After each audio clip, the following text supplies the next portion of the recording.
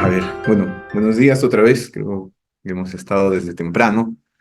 Con ustedes solo hacer algunas precisiones respecto a mi hoja de vida. Yo trabajo en el puesto de salud Ciudad Mi Trabajo, sí, de la microred de salud Socabaya. Y toda mi formación profesional la he realizado en la Universidad Nacional del Altiplano.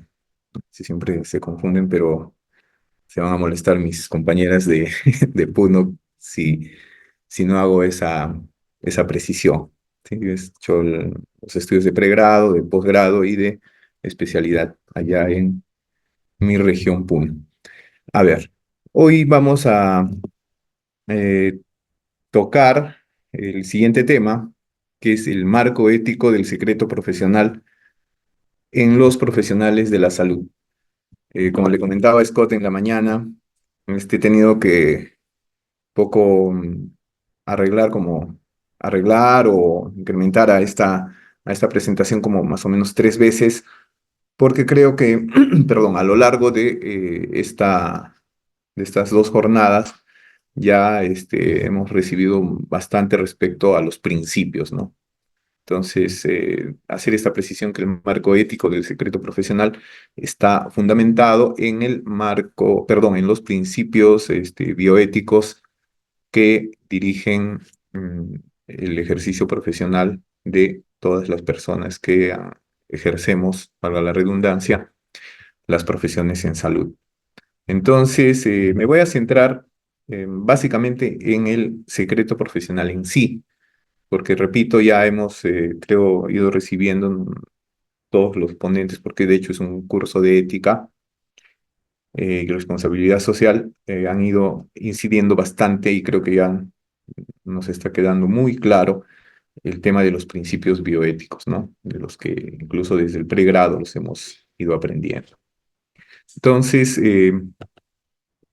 para eso, a ver, ahora sí. Ya, el título, como decía, es el marco ético del secreto profesional en los profesionales de salud. Eh, ¿Y qué es el secreto profesional? El secreto profesional viene a ser la obligación ética y legal de los profesionales de la salud de mantener, ¿qué cosa? La confidencialidad de la información del paciente. Y esto es no divulgar ni permitir que se conozca la información que directa o indirectamente se obtenga durante el ejercicio profesional sobre la vida, salud del paciente y la familia. Entonces, esto es muy importante porque la información no solo es la que se recoge en la historia, ¿no? Sino que tiene que ver con todo el proceso de la atención al paciente, al usuario, y no solo del paciente, como bien lo aclara acá, es sobre la salud y la vida del paciente y su familia. El fundamento del secreto profesional es la confianza en la relación profesional-paciente. Como siempre se hace hincapié, los profesionales de la salud, a diferencia de otras profesiones, todo el tiempo estamos en contacto el, con el otro, ¿no? Con la otra persona, es decir, en este caso con nuestros pacientes, pero también con nuestros compañeros de trabajo, compañeros de equipo. El origen del secreto profesional tiene un origen histórico en el juramento hipocrático. Entonces, la definición más clara del secreto profesional va a ser que es el deber de no divulgar información obtenida en el ejercicio profesional, sean la salud, vida privada, diagnósticos. ¿Quiénes están obligados a guardar el secreto profesional, a observar el secreto profesional? Dice que abarca a todo el personal de salud. Todo personal de salud que está en contacto con un paciente, con un usuario, tiene la obligación de guardar el secreto profesional, que como vemos en la parte superior, es no divulgar información obtenida en el ejercicio profesional. Ya están ahí los médicos, enfermeros, psicólogos y, como decía, todo el personal que está involucrado con la atención al paciente. Eh, en esta aquí en esta diapositiva podemos ver cuáles son los tipos de secreto profesional. Tenemos el natural, el primer tipo es el secreto profesional natural, y este es el que hemos venido hablando, creo que durante toda la, todo el curso, desde el día de ayer, que viene desde la formación ética, la formación moral, ¿no? Que viene, vamos a decir, desde la formación de casa de cada uno de cada una de las personas. Y incluso eso está, no solamente se circunscribe al ámbito de la salud, ¿no? Incluso, como decía bien, si viene de la formación desde la casa, desde la niñez, desde cuando uno es pequeño, entonces incluso eso vale em, para los secretos que son confiados a uno en el transcurrir de la vida cotidiana, ¿no? Entonces, depende de eso también, es una característica que tendría que tener el profesional de la salud, ¿no? De tener una formación de tal forma de que no vaya a serle fácil compartir lo que otro o el otro le confía. Entonces, ese es un tipo de secreto natural. Luego está el prometido, y como en la diapositiva anterior veíamos que el origen del secreto profesional se remonta incluso a Hipócrates, ¿no? Por eso algunas profesiones hacen el juramento hipocrático, ¿no? Es una promesa. Nosotros también, como lo vamos a ver más adelante, en el colegio de enfermeros, por ejemplo, hacemos el compromiso de honor. Entonces, el enfermero que una vez ha concluido sus estudios, se ha graduado, ha hecho su tesis, como nos ha recordado la doctora Ismelia en la mañana, terminado de hacer la tesis, la ha sustentado. Antes de iniciar su vida profesional y antes de incorporarse a la orden de su colegio profesional, sea el de médicos, el de enfermeros u otros profesionales, eh, hace una promesa, ¿no? Y hace un pacto. Entonces, ese es otro de los tipos de secreto profesional, el que haces, el que respetas porque has realizado un pacto o has dado una promesa. Y el último es el confiado, es el que ya en el ejercicio profesional que se genera a través de la relación entre el profesional y el paciente o la familia, ¿no? Entonces, esos son los tres tipos de secretos profesionales, tipos de secreto profesional que vamos a encontrar, ¿no? El natural, el prometido y el confiado. Eh, ¿En qué se basa el secreto profesional? Hemos dicho que tiene bases históricas, ¿no? El juramento hipocrático, por ejemplo, guardaré silencio, dice sobre lo que vea o escuche. Recordemos que Hipócrates implementó, estableció esto para sus discípulos que él propiamente no los conocía desde niños, ¿no? Entonces, él, para asegurarse que estos obren bien, actúen bien, es que los educaba o era discípulos, era el maestro de ellos, con estos principios, ¿no? Y la base del juramento hipocrático es guardar silencio sobre lo que vea o escuche. Y eso a lo largo del tiempo, a lo largo de los países también y a nivel del mundo ha ido siendo la base, el fundamento para que, por ejemplo, el colegio médico tenga eh, como parte de su código de ética profesional eh, bien establecido, por ejemplo, su artículo 137 dice, el médico debe guardar reserva o confidencialidad sobre el acto médico practicado por él o del que hubiese podido tomar conocimiento en su condición de médico consultor, auditor o médico legista, en en todas las áreas donde se desempeña. Este deber se extiende a cualquier otra información que le hubiese sido confiada por el paciente o por su familia con motivo de su atención o de su participación en una investigación. La muerte del paciente no exime al médico del cumplimiento de este deber. Y ahí ya está hablando de por ejemplo, sanciones que podría acarrear el no cumplir con el deber de eh, guardar el secreto profesional.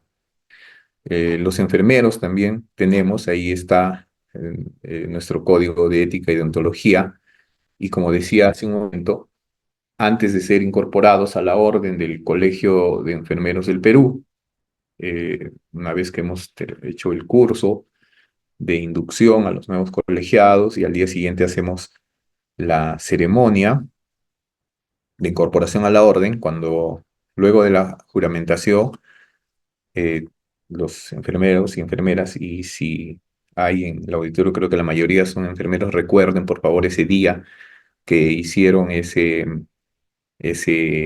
compromiso, ese juramento de honor, y que tenía estos puntos bien claros y bien establecidos, ¿no? Son 6 puntos que uno se compromete, como dice ahí claramente, ante Dios, para quienes creemos en Dios, y en la asamblea de tus demás compañeros. Ahí son 6 puntos, pero he resaltado con rojo el que tiene que ver con esta presentación, que es el de mantener en reserva los secretos a mí confiados, dice, sean de carácter profesional o personal. Y ahí regresamos un poco a los tipos de, de secreto, ¿no?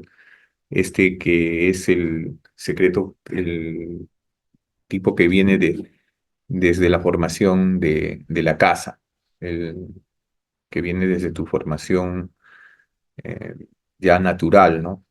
Entonces, a eso nos estamos comprometiendo, ¿no? En reserva en los secretos a mí confiados que sean de carácter profesional.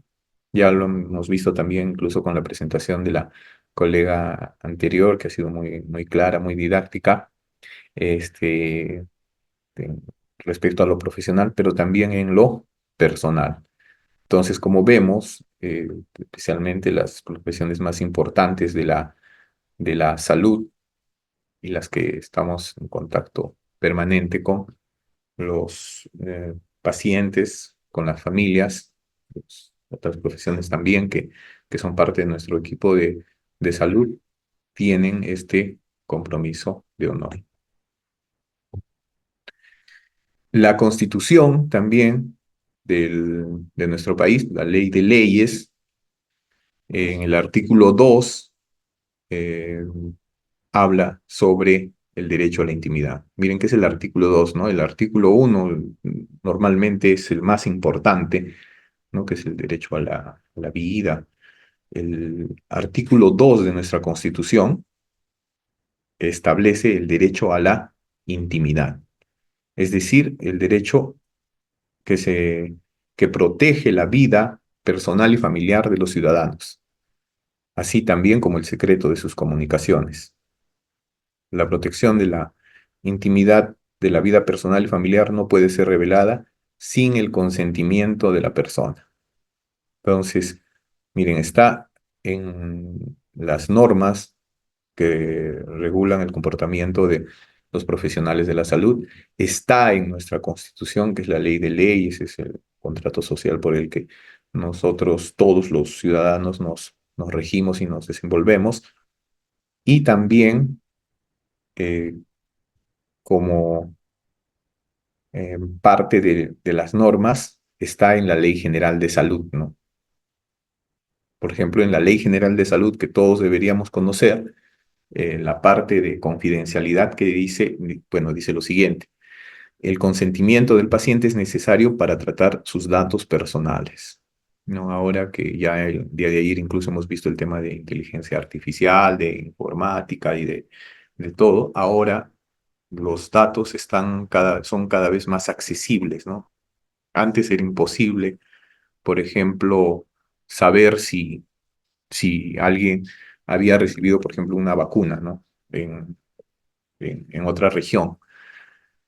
Ahora, no, ahora es totalmente accesible. Entonces, de igual forma, la implementación de historias electrónicas, por ejemplo, hace que el acceso a la información personal de los usuarios, de la población, sea mayor. Entonces, ahí debemos tener mucho cuidado en el tratamiento de los datos personales. La Ley General de Salud también respecto a la confidencialidad dice que en caso de datos sensibles como historias clínicas, el consentimiento debe ser por escrito, ¿no? Siempre, para todo procedimiento, quienes hemos estado en un hospital como pacientes, ahora, incluso más que antes, tenemos que firmar los consentimientos porque es parte de todo este proceso que estoy indicando del tratamiento de datos, ¿no? Incluso para un análisis de sangre tenemos que firmar nuestro consentimiento. También dice que la divulgación de datos de salud de los pacientes es una falta grave. Y ahí he puesto la imagen de quien siempre está vigilando, ¿no? Ya uno ve ese dibujito, ya ve que hay algo que pueda, que, que tiene que ver con los derechos de la salud, ¿no? Y es la Superintendencia Nacional de Salud, puede aplicar, dice, sanción administrativa a quien divulgue datos de salud de los pacientes. Entonces, la Ley General de la Salud también establece ya el marco de los derechos y la protección de los datos personales de los pacientes. Pero, siempre hay un pero. Ustedes saben que las leyes, las normas se han establecido. ¿Por qué? Porque el hombre, el ser humano, estamos hablando en general, no es capaz todavía, a pesar de tanto tiempo, de conducirse correctamente, ¿no? La mayoría, probablemente todos los que están acá en esta sala sí, pero otros quizás no. Entonces, para eso necesitamos normas, leyes que rijan el desenvolvimiento correcto de las personas. Y entonces, ¿eso cómo se hace? Con sanciones. Y entonces nuestro código, por ejemplo, penal peruano, el Código Penal peruano, también establece sanciones por incumplimiento. Por eso he puesto ahí un preso un poco para, de repente la imagen es muy, muy fuerte, pero creo que grafica las sanciones, primero morales que puede tener uno, tener una persona que no respeta el secreto profesional, pero también, como vemos aquí, el artículo 165 del Código Penal peruano dice que se sanciona con pena de prisión de hasta 2 años y de 60 a 120 días de multa a quien revele secretos sin consentimiento del interesado, ¿no? Entonces está penado. Si bien no es una prisión efectiva, ya es una sentencia, ¿no? Es una sentencia y por lo tanto es una mancha en la hoja de vida de cualquier persona. Dice, los secretos son aquellos que se obtienen por razón de un estado, oficio, empleo, profesión o ministerio. La publicación de estos secretos puede causar daño. Entonces, eso también para tenerlo claro, ¿no? Está establecido en nuestras normas propias, internas de los profesionales. El guardar el secreto profesional está en la Constitución y también está en la legislación penal de nuestro país. Entonces, ¿por qué es crucial el secreto profesional? ¿Por qué es importante? Porque protege la privacidad y dignidad del paciente. Ya a lo largo, repito, de estos días hemos estado viendo que el- la razón de ser, la razón el centro de nuestro trabajo son los pacientes, las personas a los que cuidamos, a los que servimos, a los que sanamos, ¿no? Y entonces, con el secreto profesional que hacemos, protegemos la privacidad y dignidad del paciente. Entonces ya no lo vemos como un objeto, ¿no? Como nos recordaba el decano Nehemías en la mañana, ¿no? No es el paciente que tiene tal dolencia, el paciente al que se le ha hecho la transfusión, no, sino es una persona que es digna y a la que debemos respetar su privacidad. Luego, también, ¿porque es importante? Porque fomenta la confianza para que el paciente revele información sensible. por eso tenemos la imagen ahí abajo. Si no se establece la relación de confianza, probablemente no vamos a poder obtener toda la información que a su vez va a ser devuelta al paciente con nuestros conocimientos, con los conocimientos que tenga el profesional de la salud. ¿Para qué? Para curarlo, para mejorarlo, ¿no? Si hay desconfianza del paciente en revelar todo lo que está sintiendo, sufriendo, teniendo, padeciendo, entonces no vamos a poder hacer eficiente tampoco nuestro trabajo, ¿ya? Luego, el impacto de la calidad de la atención se ve también tiene incidencia el secreto profesional, ¿no? ¿Porque es importante? Porque causa impacto en la calidad de la atención.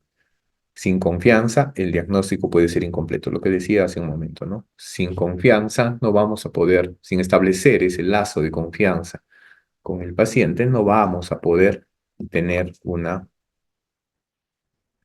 relación con el paciente, un diagnóstico, ¿no? Excepciones al secreto. Como toda norma, tiene una excepción.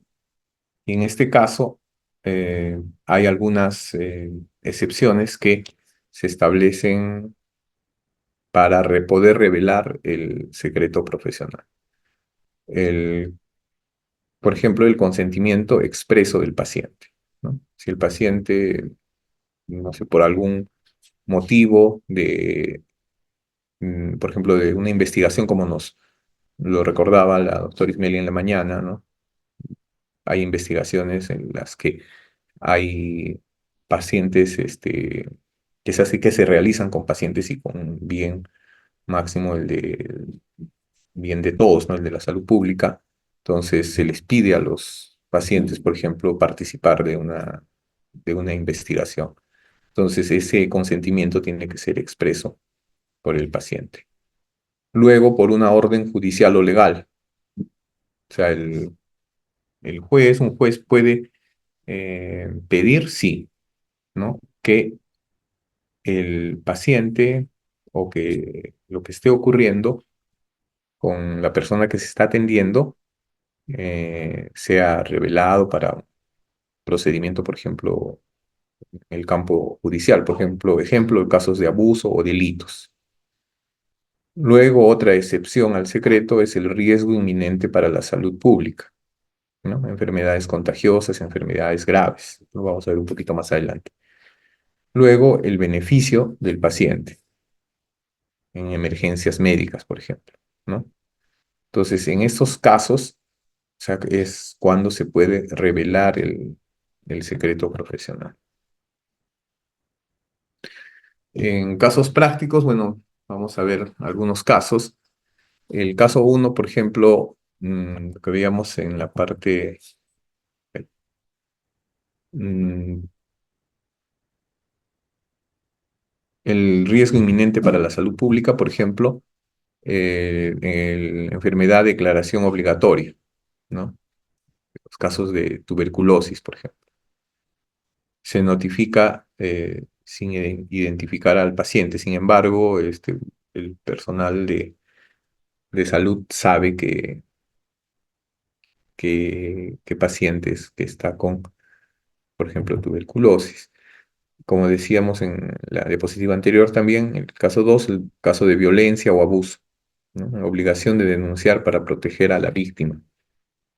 Si somos testigos o si tomamos conocimiento de algún tipo de abuso o de violencia, estamos en la obligación de poner de conocimiento a las autoridades, porque de lo contrario, estaríamos siendo más bien cómplices o encubriendo un delito o un abuso del que estamos tomando conocimiento, porque esto podría salir a la luz y en la investigación van a decir, no, pero si yo fui al hospital o yo fui a la clínica, yo fui al centro de salud y ahí sabían y tenían conocimiento, ¿no?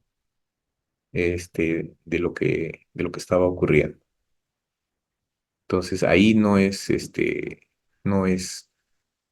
obligación el, el tener, el guardar el secreto, ¿no? Yo recuerdo una vez, incluso antes, creo que fue se me viene a la mente el día antes de la, de la pandemia, cuando ya estábamos empezando la pandemia, hubo una señora que vino al centro de salud, por un tema de salud, y ahí conversando con personal, con parte del equipo, eh, indicó que había sido abusada o violentada, o pretendieron abusar de ella o violentarla en su domicilio. Entonces, nosotros como equipo no podíamos permitir, por ejemplo, que, que vuelva al lugar, y aún con alguna reticencia de parte de ella,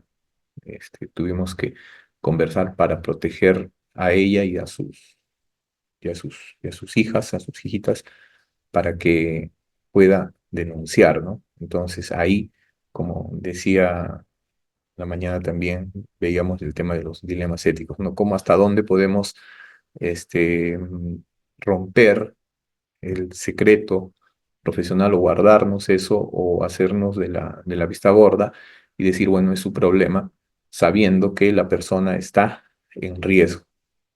Gracias a Dios pudimos intervenir como equipo y pudimos evitar que se llegara a consumar lo que ella había contado, y recuerdo también que eso pudo ser contado por la relación de confianza que se había establecido con el personal de salud, con el equipo de salud.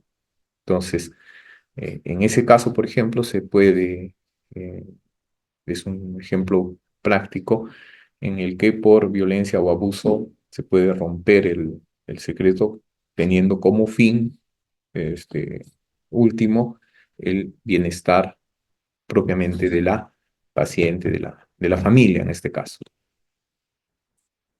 Luego, otro caso práctico es, por ejemplo, un paciente inconsciente, ¿no?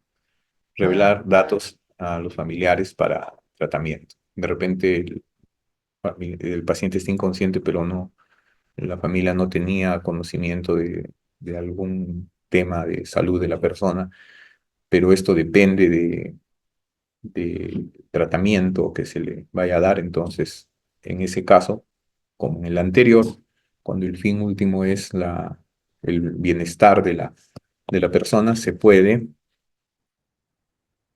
revelar los datos a los familiares para su tratamiento. Consecuencias de romper el secreto y riesgos y sanciones, ¿no? Ya hemos visto, si se rompe el secreto profesional, eh, ¿qué va a ocurrir? Va a haber pérdida de confianza del paciente, ¿no? Luego, también, como hemos visto, también hay legislación, podemos ser pasibles de denuncias legales, multas, prisión, suspensión profesional. Cada colegio tiene su código de ética, y por lo tanto tiene un manual, o deberían tener un manual de procedimiento ético, ¿no? Y de acuerdo a la valoración del colegio, del comité que corresponde, la dirección que corresponda, eh, el profesional de la salud puede incluso ser suspendido, como hemos visto el día de ayer en la presentación del decano Rafael, ¿no? Nos ha presentado un caso práctico de un problema que podía haber llegado a la suspensión profesional. Otra consecuencia es el daño a la reputación del profesional y la institución. Y ahí recuerdo, por ejemplo, el tema de la cantante, el mes pasado que he estado en Lima, la cantante Shakira, ¿no? No había razón o motivo por el que se hubiese revelado que, cuál era el motivo por el que había ingresado al establecimiento de salud. Sin embargo, alguien desde adentro del establecimiento de salud filtró la hoja de tratamiento. a la prensa, inmediatamente, como saben, eso pues, corre como reguero de pólvora y fue compartido en cuestión de minutos. Todo el Perú, todo el mundo sabía que mm, cuál era el problema de salud de esta cantante, ¿no? Entonces eso causa, claro, daño a la persona, pero también daño a la reputación del profesional y a la institución. Y ahora los eh, artistas que lleguen, porque se saben cada artista que viene al país, o incluso nosotros que podemos hacer un viaje al exterior.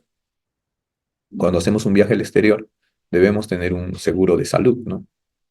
Entonces, ya a ese nivel van a pensarlo dos veces y decir, lo primero que preguntar es dónde fue que se atendió. No, ahí no. ¿Por qué? Porque ahí revelan tus datos, revelan tu historia, tu información, ¿no? Entonces, estas son las consecuencias, por ejemplo, de romper los, eh, el secreto profesional, los riesgos y sanciones también a los que nos podemos someter. ¿Cómo proteger el secreto? Como decía, ahora cada vez más que antes, el sistema de historias clínicas digitales estamos yendo hacia eso, a la historia clínica única. Entonces, tenemos que hacer que estos sistemas sean más seguros, ¿no?